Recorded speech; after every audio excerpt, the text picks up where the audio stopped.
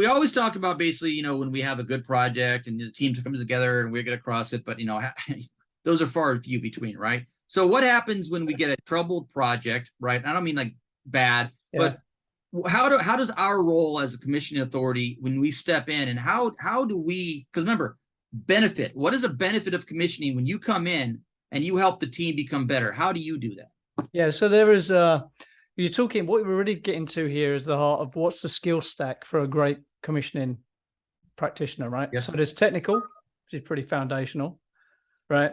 There's managerial, but there's leadership, right? And in that leadership is communications and how do you resolve conflict. So let's say you walk into a job and it's just like everyone's at the end, they're all going crazy at each other, they're all burnt out.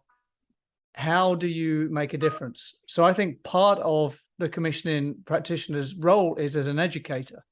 He's going to, or she is going to find problems. So finding a problem isn't about how clever they are. It's about finding a problem and a resolution and getting everyone enrolled. So there's an enrollment conversation here, right? If you're a commissioning practitioner, you've got to enroll people in solutions. You've got to be solutions focused. Finding problems and just peacocking and telling everyone how clever you are because you found a problem or a mistake is no good to anybody, not even you, although you don't know it at the time, right?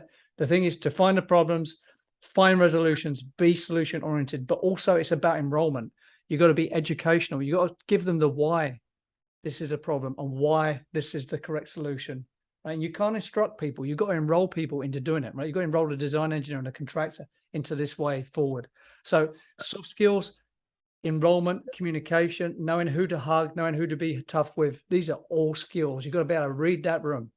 So, okay, my last little question to these questions is like these points that are brought up, you ever notice they're not really taught? They're learned? Yes.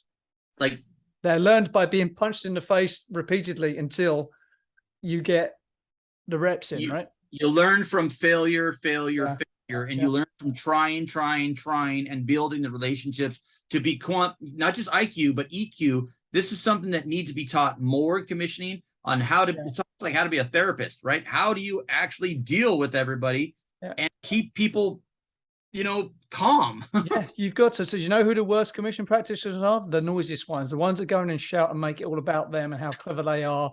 And I have the power and I found this and, F you, those people are low value just at every level.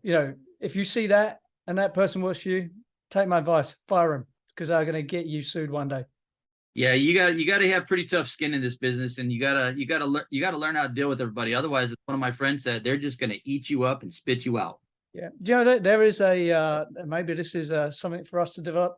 There needs to be a sort of one-day course on soft skills in leadership, management, communication for the construction industry and how to move forward and get past problems. Do you know how fast that the ROI on that could be? Like one day? Yeah.